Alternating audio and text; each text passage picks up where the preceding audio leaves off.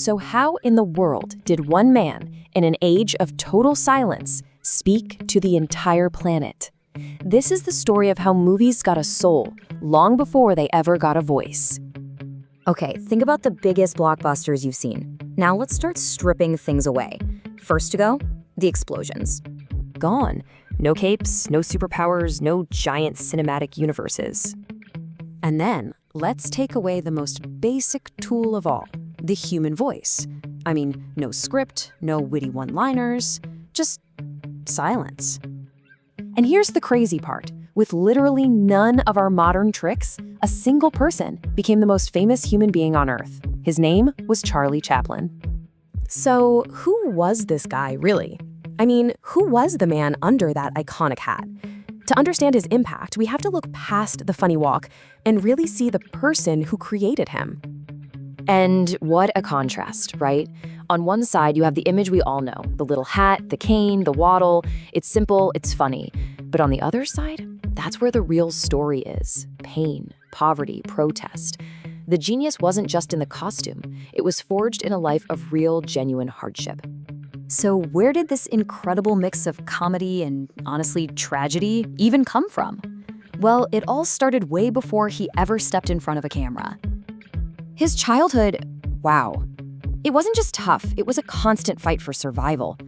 Born into crushing poverty in London, he lost his father early and had to watch his own mother's heartbreaking mental decline. He even spent time in workhouses.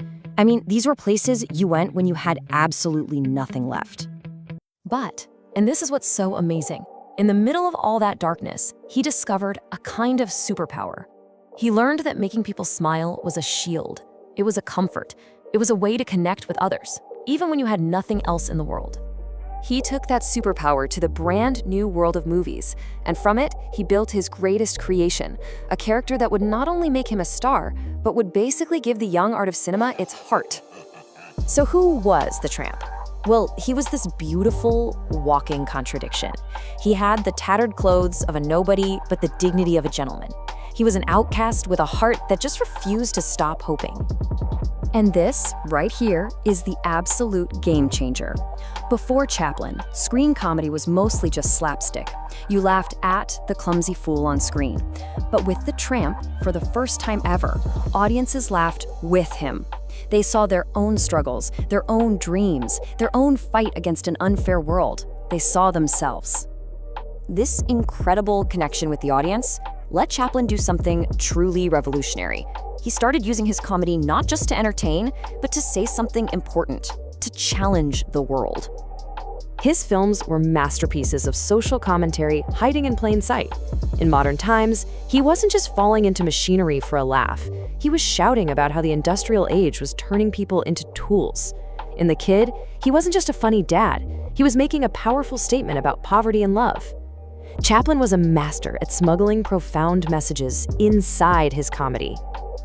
So the experience of watching a Chaplin film was totally unique. You would laugh until you cried, and then, on the way home, you'd find yourself thinking, wait a minute, is this world really fair?